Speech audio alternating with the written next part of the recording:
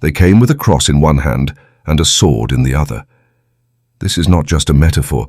It was a lived reality for millions in the Philippines and archipelago where faith, conquest, and colonization became inseparable. Welcome to Sands of History, where we unravel the stories buried by empires and silenced by power. If you believe history should be told through the eyes of the colonized, not the colonizers, then you're in the right place. Make sure to like, share, and subscribe. And if you'd like to support us in uncovering forgotten histories, the financial support links are in the description below.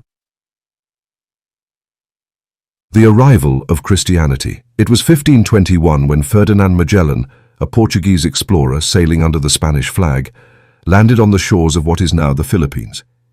He wasn't just looking for spice, she came with a mission: convert the natives to Christianity.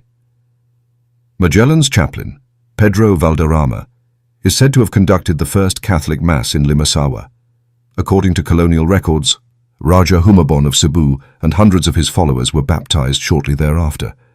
But baptism was not just a spiritual act, it became a political strategy. As historian Horacio de la Costa put it, to be baptized was to become an ally of the Spaniards. From that moment, Christianity wasn't just about saving souls, it became a tool of empire. Missionaries and militias. With the arrival of Miguel López de Legazpi in 1565, Spain's colonization of the islands began in earnest. Alongside soldiers came Augustinians, Franciscans, Jesuits, and Dominicans, each with one mission: bring Catholicism to every corner of the islands. But conversion didn't happen in a vacuum. Churches were built with forced labor, and indigenous spiritual leaders, Babaylanes, were demonized, persecuted, or executed. Entire belief systems were wiped out and labeled as devil worship. Where there were once animist rituals and ancestral shrines, there were now crucifixes and confessionals. One 17th century missionary wrote, "We burned their idols and sprinkled holy water on the ashes so that the devil would not return." And yet, this wasn't just religious zeal, it was state policy. Reduction, reshaping lives, reshaping land. The Spanish colonial government and the church worked hand in hand to restructure society. Through the policy of reduction, Filipinos were forcibly relocated into new centralized towns, pueblos centered around a church. These were not just communities, they were mechanisms of control. Attendance at Mass was compulsory. Indigenous names were replaced with Spanish ones. Indigenous laws gave way to Catholic moral codes.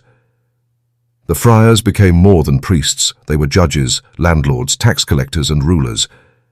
As one Filipino revolutionary later said, the friar was the king in every village. Education and indoctrination. To further tighten their grip, the church controlled education. Schools were set up, but only to teach what the friars allowed. Reading and writing were taught to elites, and girls were usually taught only catechism and domestic tasks. The goal wasn't empowerment, it was obedience. A quote from Father Juan de Plasencia in 1589 reads, "To teach them the doctrine is to make them loyal subjects of the king and obedient children of the church." Christianity in the Philippines became less about individual salvation and more about systemic submission. The rise of Filipino clergy and Spanish resistance. By the 18th and 19th centuries, Filipino clergy began to rise, but only to a point. The Spanish refused to allow Filipinos to hold higher church positions. The secularization movement, a call to allow native priests to take over parishes, was met with hostility. This culminated in the execution of the Gomburza priests, Mariano Gomez, Jose Burgos, and Jacinto Zamorain, 1872, accused of sedition during the Cavite Mutiny. Jose Rizal, the future national hero, was deeply inspired by Gomburza. In his novel, El Filibusterismo, he wrote, "I dedicate this book to the memory of the three martyrs. May their blood remain forever sealed in the conscience of the Spanish nation." Christianity and the justification of rule. Colonial authorities repeatedly used Christianity to justify their rule. They claimed Spain had a divine duty to civilize the Filipino people, portraying indigenous cultures as backward and pagan. In a sermon preached in Manila in 1680, a Spanish friar declared, "These islands were plunged in darkness until the Holy Catholic Church brought them light." But for many Filipinos, this light came with chains. Forced tribute, forced labor, and racial hierarchy were all cloaked in religious paternalism. Even revolts against colonial abuse were framed by the Church as acts of heresy or satanic rebellion.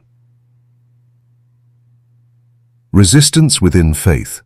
Still, Christianity did not always serve the colonizers. Some Filipinos used it as a weapon of resistance. Folk Catholicism emerged, combining indigenous beliefs with Christian symbols. The Revolution of 1896 was led in part by educated Catholics like Andres Bonifacio, who saw no contradiction between faith and revolution. Many of the Katipunan's rituals were framed as sacred vows before God, invoking justice and liberation. The transition to American rule. A new cross, a new empire. In 1898, Spain ceded the Philippines to the United States after losing the Spanish-American War. The stars and stripes replaced the Spanish flag. But the Christian mission continued, now under Protestant America. The American occupation reframed Christian influence. Missionary schools expanded, and English replaced Spanish as the language of instruction. The Catholic Church retained power, but Protestant denominations arrived in waves, eager to convert. But make no mistake, religion was still being used as a colonial tool. American Protestant missionaries viewed Filipinos as little brown brothers needing salvation, not just spiritual, but cultural and political. One Methodist missionary wrote in 1902, "Our mission is to lift them from their ignorance and bring them to Christian civilization." Lasting legacies. Today, the Philippines remains the largest Christian nation in Asia, with over 86% identifying as Roman Catholic. Christianity has become deeply intertwined with national identity. Yet the question remains, was it a freely embraced faith, or a legacy of forced conversion and colonial control? Many of the social hierarchies, land inequalities and gender roles established during the colonial Christianization still persist. Church power remains significant in political and cultural life. Christianity gave the Filipino people a shared language of faith, yes, but it also became the soft power of empire. The story of Christianity and colonial rule in the Philippines is not one of pure salvation. It is a story where the sacred was used to justify the profane, where a gospel of love was twisted into a weapon of domination. Christianity, as introduced by the colonizers, was not a liberating force. It was complicit in colonial conquest. It baptized with holy water, but enslaved with chains. It promised heaven, while enforcing submission on earth. A faith that is truly godly can never be used to subjugate a people. Yet in the Philippines, Christianity became an instrument of imperial power, a system that erased identities, reshaped lands, and spilled blood in the name of salvation. Christianity carries a stain in the Filipines, a colonial wound soaked in centuries of violence and exploitation. And some blood, no matter how many sermons are preached or crosses erected, can never be washed away. Thank you for watching Sands of History. If this story moved you, challenged you, or opened your eyes, please like, share, and subscribe. Let this history ripple beyond the silence. And if you believe in telling stories through the eyes of the colonized, not the conqueror, consider supporting us. Your help keeps these stories alive. The financial support links are in the description below. Until next time, this is Sands of History, where the past is not forgotten and the truth still matters.